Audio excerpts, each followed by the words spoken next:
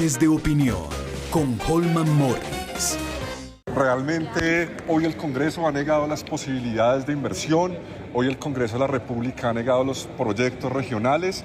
Nosotros insistiremos en las posibilidades de inversión. Estamos acá con todo el equipo de alto gobierno, con el doctor también Alexander López, la ministra, el director de la DIAN, diciéndole al país que se han negado las posibilidades de inversión, se ha hecho un recorte al presupuesto. Esto no es un voto en contra del presidente Petro, sino es un voto en contra de las regiones y es un voto en la inversión.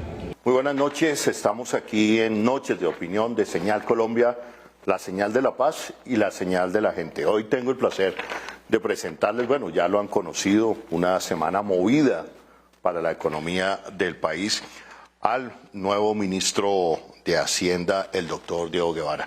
Doctor Guevara, gracias por aceptar esta entrevista de Señal Colombia, la señal de la paz. Muchas gracias, Holman, por la invitación a la televisión pública, Señal Colombia, de la señal de la paz de nuestro gobierno. Ministro, estábamos haciendo un recorderis y creo que por lo menos en el reciente siglo, y yo creo que en buena parte del siglo XX, creo que usted es el primer ministro de universidad pública en este ministerio. ¿De qué universidad salió? Bueno, sí, yo estudié el pregrado en la Universidad Nacional y bueno, también la maestría y el doctorado. Creo que ha sido fruto de la educación pública y es ese compromiso hoy que tenemos también con ese sistema de educación superior.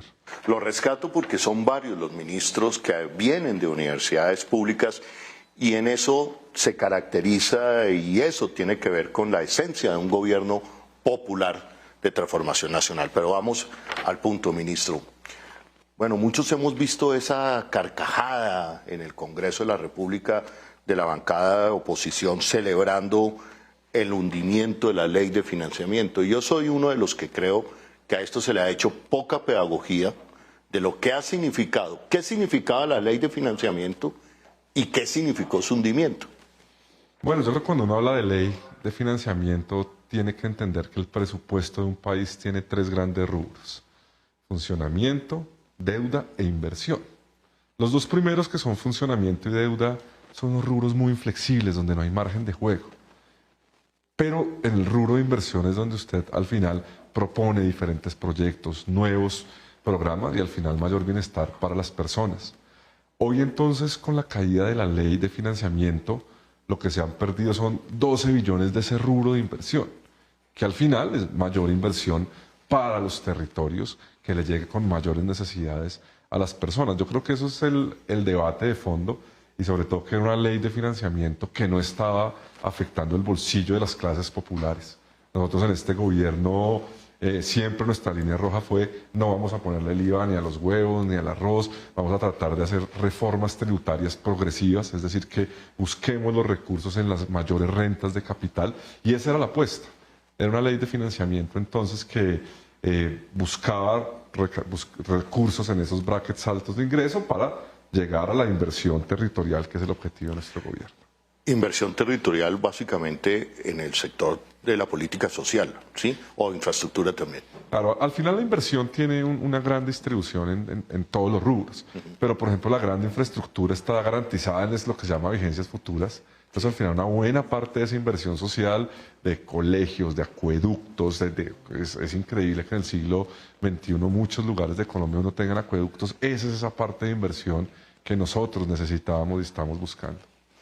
¿Por qué la oposición y uno de los caballitos de batalla para decirle a la opinión pública que se hundía o que hundían la ley de financiamiento era que estaba mal hecha y que iban a castigar a los sectores populares? No, yo creo que esto es un mensaje de desinformación de la oposición.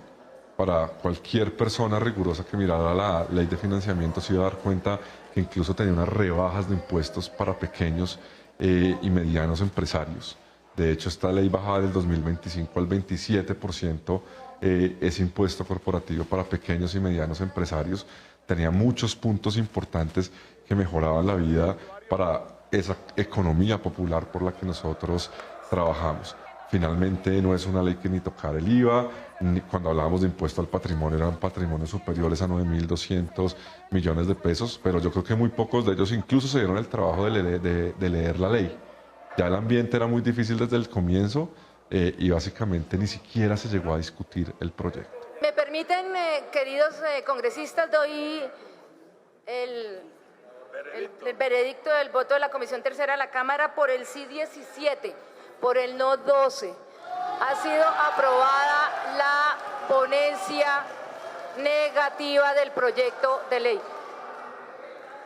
Lo que uno veía exactamente, ministro, y amigos que nos escuchan en este momento también por Radio Nacional de Colombia, es que es tumbar, tumbar y tumbar, obstaculizar cualquier propuesta de cambio de este gobierno. Pero al final del día, con el hundimiento de la ley, ¿quiénes perdieron, ministro?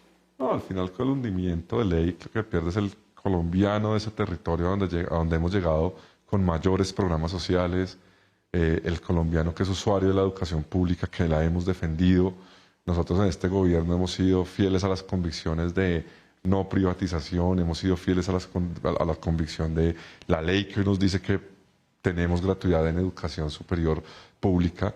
Pues al final todos estos sectores enfrentan, digamos, un reto en el 25 y nosotros como Ministerio de Finanzas, pues también. Entonces, nosotros hemos tratado de apostarle desde el inicio del gobierno. Yo he tenido la fortuna de estar acá en este ministerio desde el inicio del gobierno y siempre dijimos, vamos a ser responsables con la macroeconomía, pero vamos a apostarle al gasto social. Y esa ha sido la línea que hemos seguido hasta el momento. Pero para el 25 entonces, ese dilema se hace mucho más complejo. Se hace complejo, ministro, pero también escuchamos alguna declaración, no sé si suya o si fue del presidente Gustavo Petro, en que a pesar de eso se iba a hacer todo el esfuerzo por asegurar la inversión social. Usted acaba de nombrar uno de los, digamos, de las políticas más importantes para este gobierno, que fue asegurar una educación pública, gratuita y de calidad. ¿Se va a asegurar? Sí, la educación pública y gratuita de calidad está asegurada. Eso es gran parte de los debates que emergen cuando se habla de créditos en el sector educativo, pero hoy lo que ha hecho el Ministerio de Educación es priorizar esas políticas de gratuidad, pero también hay que decir, las personas que ya arrancaron con beneficios de crédito de gobierno lo van a continuar, eso no hay duda. Ya la magnitud de nuevos usuarios en un escenario de choque fiscal, pues también hay que ser responsable y no crear nuevas expectativas cuando no existen esos recursos y en parte por estas decisiones del legislativo que afectan ese tipo de programas sociales. Entonces ahí es cuando uno encuentra muchas de las contradicciones en el Parlamento, que por un lado piden el gasto social, gasto a mayores créditos, gasto, y por otro lado no unas fuentes consistentes que lo financien. Bueno, el otro gran debate, que fue esos caballos de batalla de la oposición, ministro Guevara, la deuda con el Fondo de Estabilización. Fondo de Estabilización, lo más gráfico posible, ministro. ¿Cuánto fue el hueco que le dejó el Iván Duque? Ese subsidio, ¿y por qué nosotros o por qué este gobierno lo está pagando? El gobierno anterior, en medio de los estallidos sociales y en medio de sus coyunturas, decidió congelar el precio de la gasolina y nunca lo aumentó. Entonces, ¿qué pasa? Nosotros le compramos a Ecopetrol el precio a nivel internacional, porque si no, Ecopetrol diría, yo prefiero venderlo al resto del mundo que me lo pagan al precio internacional. Entonces, pues Ecopetrol lo que hace es que nos permite tener una pequeña deuda con ellos, para que se pueda vender cada galón hoy, en el caso de la CPM, a 9.000, son 7.000 que le quedamos debiendo nosotros como Colombia y como ciudadanos a Ecopetrol. Nosotros entonces, ¿qué hicimos al comienzo? Decimos, no es justo que el gasto que podamos usar en gasto social y en educación pública tengamos que seguir subsidiando la gasolina de Holman o de Diego, que pueden pagar su gasolina de 16.000. Y eso fue el primer camino responsable que tomamos, además en un gobierno que está comprometido con la transición a uso de combustibles no fósiles. Entonces nosotros sí subimos la gasolina, con el ACPM ha sido más difícil, pero el gobierno de Duque no lo hizo. Entonces, ¿qué pasó en el presupuesto del 2023? En el 2023 tuvimos que usar alrededor de 23 billones de pesos para empezar a pagarle esa deuda a Ecopetrol. Y es un círculo complejo porque al final Ecopetrol también a nosotros nos genera unos dividendos. Entonces, si no se le paga esa deuda, también se pueden ver afectados esos niveles de dividendos de la compañía con nosotros, que están sujetos a sus niveles de inversión. Entonces, el gobierno Duque en algún momento, en esa coyuntura y en una apuesta política que ellos tuvieron, que claramente no les funcionó, pues decidieron no aumentar los precios de los combustibles, pero nosotros sí en el 2023 pagamos FEPEC completo, es decir, ese fondo de estabilización de gasolina y de diésel. Hemos logrado cerrar la brecha. Para el 2025 ya la deuda del FEPEC no son 23, sino son 7 billones, y que es una deuda que hoy está fruto de esta concertación con los camioneros. Que es, digamos, esta deuda del FEPEC, del Fondo de Estabilización, es algo que tanto propios y extraños, opositores y a todos los analistas han reconocido como un manejo responsable de la economía por parte de este gobierno, y eso tiene que ver con todo el manejo de las deudas. Y ahora vamos al manejo de la deuda con el Fondo Monetario Internacional, que también hace parte de la política fiscal de Hacienda. ¿Cómo va el pago de esta deuda? ¿Y qué significa real para el pueblo colombiano? Claro, para nosotros como gobierno progresista le hemos apostado un poco a esa responsabilidad macroeconómica, pero con distribución. ¿Qué es responsabilidad macroeconómica? Pagar nuestras deudas. Y pagar nuestras deudas tiene una contraparte en términos de sacrificio social. Y eso usted lo ve en el presupuesto del 2025. En el 2025 usted ve una deuda, un servicio de la deuda de 112 billones de pesos, mientras que una inversión de solo 81. Eso fue lo que le presentamos al Congreso. Es decir, el Congreso tiene que ver que el presupuesto que presentó el gobierno es completamente responsable. Es un presupuesto donde la deuda es mucho más alta que la inversión. ¿Y por qué? Porque el gobierno anterior, aparte de que no subió el FEPEC, también tuvo una apuesta muy fuerte de un crédito flexible del Fondo Monetario que es pagadero a 3 años, y pues nosotros hemos tenido que asumir también ¿De cuánto fue esa deuda, ministro Guevara, que adquirió Iván Duque? Esa deuda esa deuda de la pandemia, esa deuda que utilizó, digamos, el fondo, el crédito flexible. Si no estoy mal, 10.000 millones de dólares, eso es como 40 billones de pesos quizás. Quisiera revisar ahora el dato con el equipo. Pero fue, digamos, ahora. fue una deuda es un rubro, digamos, grande que claro, nos dijeron que se utilizó para la pandemia. Sí, como lo ha dicho el presidente, hubo unos programas que fueron a subsidios de nómina. Uno pensaría, bueno, una pandemia tiene sentido, pero hay que ver qué empresas. De hecho, hoy aún estamos tratando acá en este ministerio de cerrar esos programas de apoyo formal al empleo, donde incluso hubo muchos fraudes de nóminas que no existían, y haciendo una revisión juiciosa de en qué se fueron esas deudas. Pero más allá, digamos, de eso, el tema en que está en que hemos sido responsables con el pago de la deuda al fondo y a los acreedores, porque eso también es con acreedores privados, y entonces hemos mantenido esa perspectiva de macroeconomía responsable con distribución. Entonces, hay un manejo de la macroeconomía responsable. Uno pudiera decir, bueno, algunos han calificado de totalmente irresponsable el manejo de la economía por parte del gobierno de Iván Duque, que le tocó asumir a este gobierno, pero también paralelamente a eso, lo que demuestra, digamos, el manejo por parte de este gobierno, un buen manejo de la economía, también nos encontramos con los indicadores de crecimiento de la economía nacional, que reflejan una buena salud. ¿Estos indicadores cómo están? Claro. Cuando uno habla de macroeconomía, yo creo que es fundamental tener 3 variables: PIB, desempleo e inflación. Entonces, para 2024, el PIB, o el crecimiento porcentual del PIB, que es lo que uno llama el crecimiento económico en macroeconomía, va a crecer alrededor del 2%, 1.92 es lo que estamos esperando, y el año pasado solo fue del 0.6. Es decir, este año la economía va a crecer 3 veces lo que creció el año anterior. Tenemos una inflación bajando, metiéndose al rango meta, con unas tasas de interés que también están bajando, y un desempleo que ha orbitado entre el 9,5 y el 10% a lo largo del año, que es una tasa, de hecho, niveles prepandemia, normal para Colombia.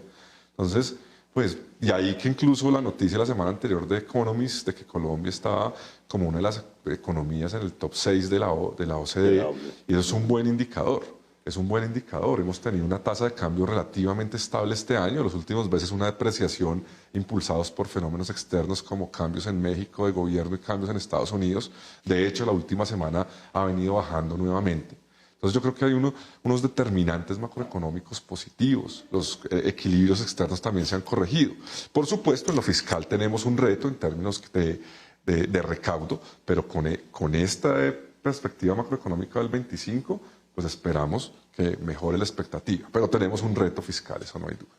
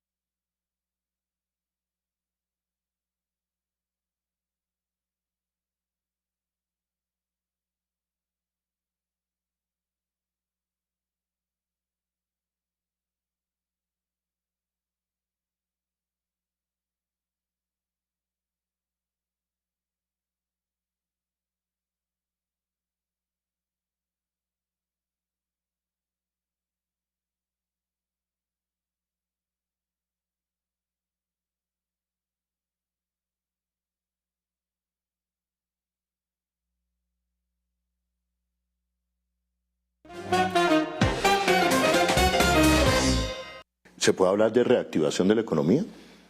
Yo creería que ya nos hemos reactivado. Yo creo que cuando usted crece 3 veces superior a lo que creció el año anterior, la economía se ha reactivado. Por supuesto, algunos sectores que hay que seguir impulsando con fuerza. Por ejemplo. Industria, yo creo que requiere un mayor impulso. No es un secreto que la última década Colombia sufrió un proceso acelerado de desindustrialización. Las tasas de cambio a veces no fueron favorables en el boom petrolero del 2014. Usualmente entre los economistas hablamos de enfermedad holandesa y es que entonces todo el mundo se vuelca al sector commodity y ustedes cuidan a los demás. Esto atrae dólares. Entonces cuando teníamos dólares de 1.800 o 2.000, pues al final la gente prefiere importar bienes de comercio y no producción local.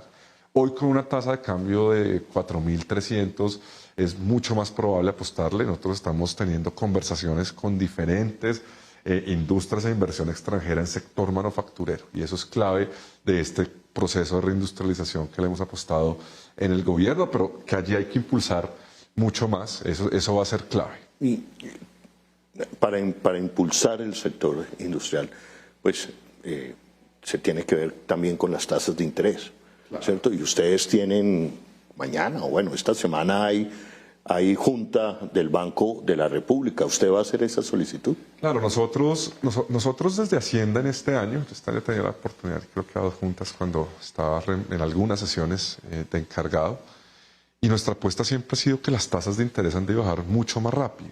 Hoy no es posible que tengamos una distancia por encima de los 4 puntos entre la tasa del Banco de la República y la inflación. Cuando uno ve, apenas al ritmo que subió la inflación, el banco subió muy rápido la tasa. Y ahora que la inflación está bajando, la ha bajado muy lentamente.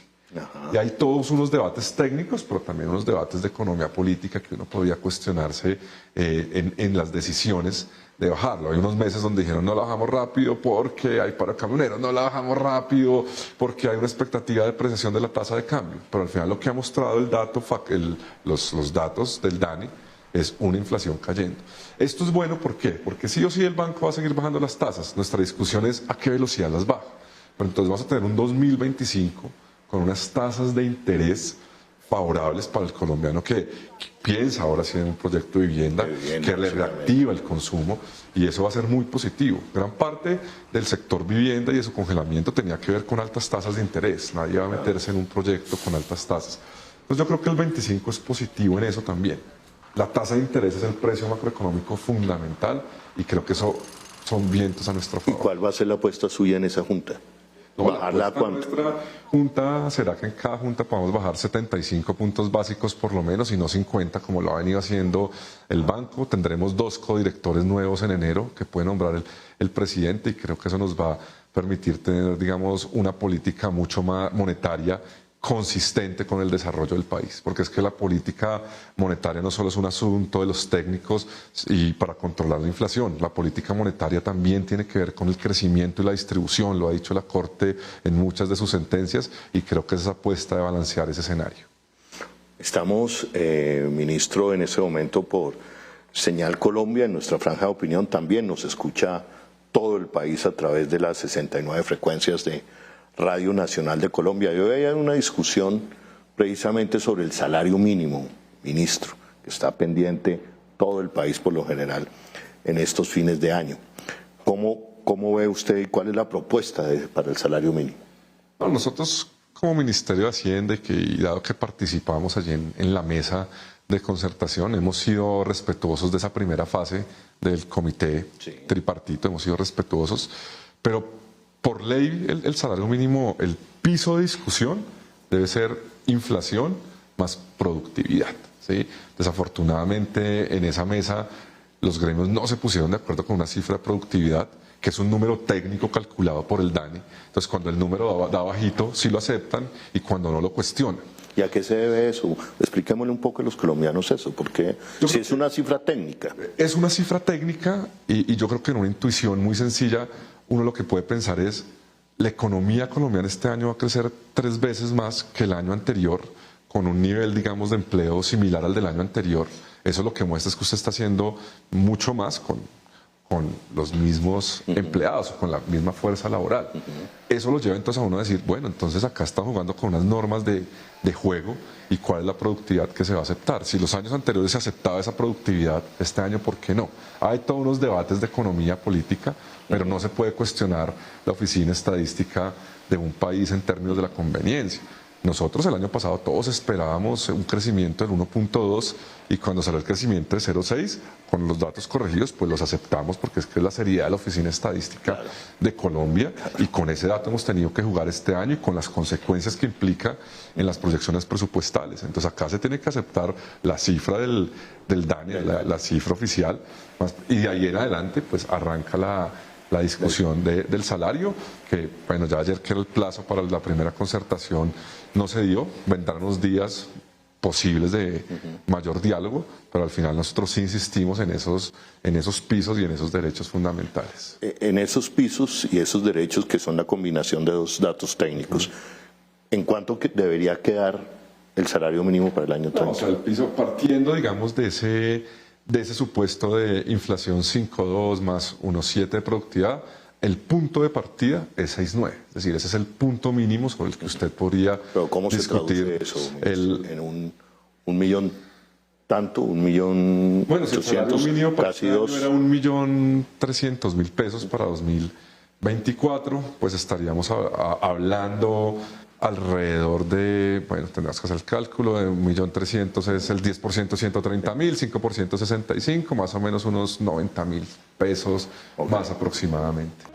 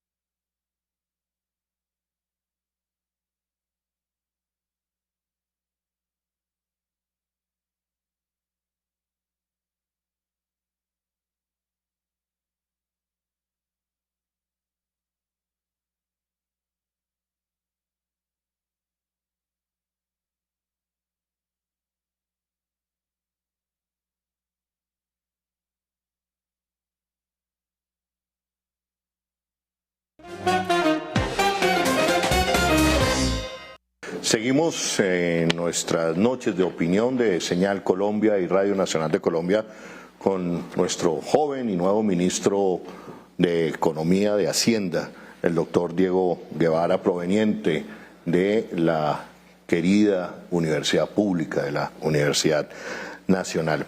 Y hoy tenemos una cifra pues que yo creo que hace muchos años Colombia en términos económicos no veía, es decir, que le digan a uno la economía colombiana es la sexta mejor economía de la OCDE, es una de las economías reveladoras en este momento, y The Economics, digamos, diario que nadie puede decir que sea comunista o socialista, está diciendo y está subrayando el manejo macroeconómico de este gobierno y resaltando esa posición en los países de la OCDE. ¿Eso qué significa, ministro? Bueno, como lo decíamos al comienzo, nosotros hemos implementado o continuado más bien ese manejo estándar y tradicional de la macroeconomía. Desafortunadamente usted no tiene mucho margen de juego. ¿Y eso qué implica? O sea, eso implica ser responsables con el pago de nuestros bonos y de nuestra deuda. Eso implica mantener los niveles, digamos, de déficit fiscal que están dentro de la regla fiscal, que es una norma.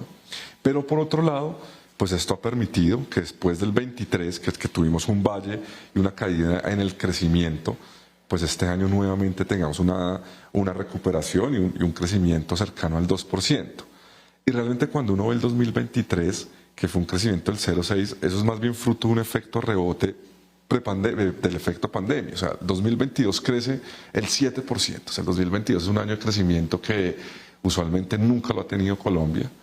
Pero cuando usted ha crecido tanto, ya la vara es muy alta para que en el siguiente año crezca mucho más. Eso causa dificultad y por eso nuestras estimaciones eran del 1,2 para el 2023 y eso estaba calculado desde antes de arrancar el gobierno de los marcos fiscales.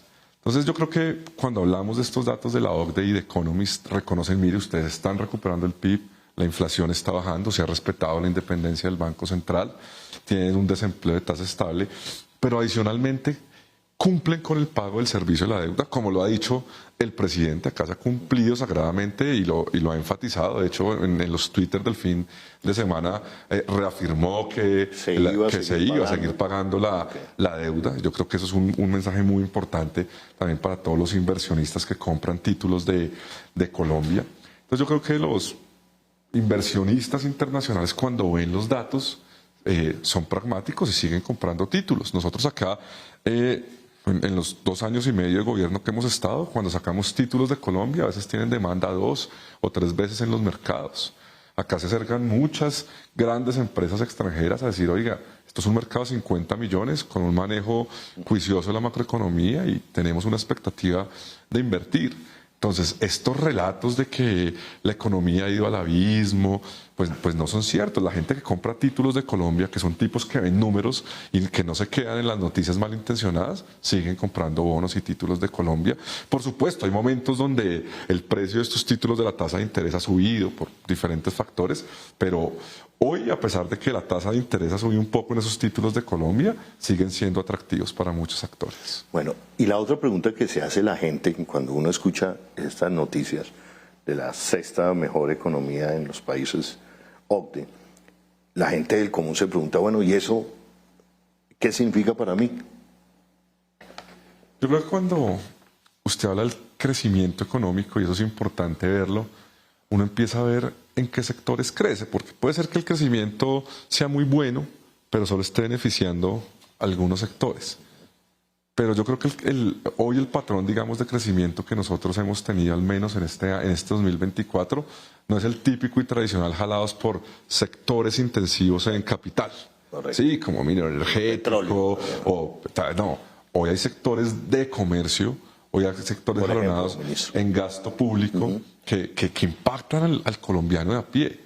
Cuando usted habla de crecimiento y piensa en programas de transferencia, en programas de inversión, en llegar con la placa huella, eso es crecimiento económico, eso es generar valor agregado y es el valor agregado que impacta a la persona de a pie. Cuando usted hace un acueducto, pues usted al final está creciendo, está creando stock de capital. Yo por eso siempre sí he tenido como un debate, quizás cuando se habla de crecimiento, yo digo, usted cuando en un país necesita construir acueductos, necesita construir placas huellas, pues quizás ese no sea, digamos, como el debate. Más bien hay que hablar de un crecimiento con menor daño ambiental, una minería con menor daño.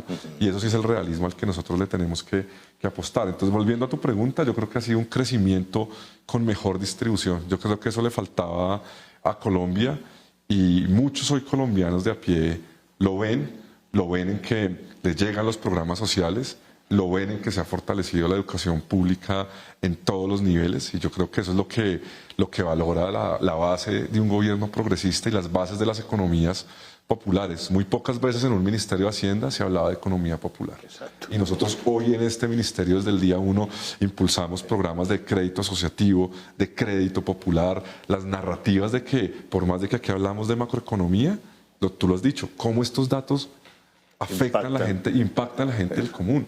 Cuando usted dice que ha logrado mantener un empleo 9-10%, que es una cifra, pues al final eso también creación de microempresas. Claro, y eso nos ha dolido un poco la querida ley de financiamiento. Nuestra ley apostaba a menor tasa de tributación para creación de microempresas. Exacto. Al final, el microempresario de Colombia es también la persona de la economía popular que tiene un pequeño emprendimiento. Uno piensa en la economía popular solo en el vendedor ambulante y no, la economía popular es el que tiene una pequeña peluquería en un barrio, el que tiene un taller de bicicletas. Bogotá creo que es el 80%. Claro, una gran parte del país es eso y creo que eso se valora del gobierno. Ya, ministro, sé que esto de pronto no es propio de su cartera, pero también digo yo, desde mi ignorancia, debe tener impacto sobre las cifras. El tema del turismo, que me ha llamado mucho la atención me llama mucho la atención, voy a decir una crítica, porque infraestructura turística no tenemos, pero sin embargo se ha jalonado, el ministerio ha jalonado ese atractivo que tiene Colombia. Creo que Colombia y en este gobierno con el programa de Colombia, el país de la belleza, correcto, más una apuesta, digamos, de paz total, se ha ido consolidando en los destinos turísticos como un punto atractivo, un punto favorable en términos de la tasa de cambio y de hecho es una de esas fuentes de divisas que poco a poco irá reemplazando la mayor fuente que es la industria extractiva. Yo no creo que uno pueda reemplazar petróleo o carbón solo con turismo, pero esto sí es una diversificación de la matriz exportadora. Al final cuando uno habla de turismo eso es una exportación porque me está trayendo dólares al país. Y es uno de los sectores donde regiones como el Cañón del Güejar en Mesetas, que es un gran ejemplo del acuerdo de paz, empiezan a llegar extranjeros al Guaviare. Y por eso nosotros en la ley de financiamiento también habíamos dado un beneficio tributario de exención de IVA a poblaciones con menos de 200.000 habitantes. No es a los grandes hoteles de las grandes ciudades de Colombia que ya tienen un negocio garantizado, no, era esa industria hotelera pequeña. Entonces por eso nos duele también esa caída de la ley de financiamiento, donde ni siquiera se llegó a hacer una pedagogía de esos artículos que impactaban al colombiano a pie. Entonces, volviendo a ese tema, teníamos muy mapeado que ese turismo de pequeña población está creciendo y que atrae muchas más personas. Hoy Colombia se ha vuelto un destino de ese turismo sostenible, de esas pequeñas joyas. Turismo de aves es impresionante. Lo del Cañón del Río Güejar me consta porque, digamos, he ido varias veces y ha despertado todo un turismo juvenil interno, digamos, de consumo nacional. ¿Qué otro sector de la economía ven ustedes con esos repuntes interesantes fuera del tradicional de lo extractivo? Yo creo que el sector, digamos, de actividades y entretenimiento ha tenido un despegue importante. ¿A qué te refieres? ¿Producción de cine? Producción de eventos, de espectáculos, conciertos, cines, conciertos. También hay que decirlo, allí en ese rubro también están esas apuestas deportivas en línea que sabíamos que nos pueden generar, digamos, un buen punto. Antes de llegar a ese punto, cada semana, que es algo que, digamos, no veo en los análisis de la prensa tradicional, y si uno no lo explica o no lo cuenta, ministro, cada semana usted tiene un artista de talla internacional llenando un estadio, 2 estadios en Colombia. Lenny Kravitz acaba de pasar, bueno, en fin. No, vienen todas. Yo con este fenómeno me acordaba mucho de una canción de rock de los años 90 que decía, paren de venir, hoy es sábado de la noche y no sé a dónde ir. Y eso es lo que usted tiene hoy en Colombia. O sea, un escenario donde los grandes artistas vienen. Incluso en festivales grandes que se realizan en las ciudades, usted ve que hay turismo extranjero que viene a esos festivales. Eso es sorprendente. Cuando usted ve los grandes festivales de rock latino o los grandes tipos Stereo Picnic y demás que se han hecho, hay tours dedicados a venir a ese tipo de consumo y eso también ha impactado el país. Eso es un fenómeno bien interesante y que no llega a otros lugares de la región y que acá también se ha consolidado. Entonces hay muchos elementos que uno valora y que creo que son rubros que también muestran una diversificación de la matriz productiva, que al final es hacia donde debemos avanzar como país. Cuando uno habla de transición energética, también hay que hablar de una transición exportadora y creo que en eso hemos avanzado como país. La reactivación del agro se está logrando. El agro es positiva también. De los sectores que más crecieron en el PIB está el agro, fruto de una apuesta importante en reforma agraria, fruto de una apuesta del Banco Agrario por dar crédito al pequeño productor, pero también jugar con grandes productores. Y yo creo que esto es una sinergia donde el banco ha podido llegar hoy a todos. Eso también ha sido una gran apuesta importante del doctor Hernando Chica y de todo el equipo de la Junta Directiva del Banco Agrario. Banco Agrario. Usted mencionaba, ya para ir cerrando, ministro, gracias por su tiempo.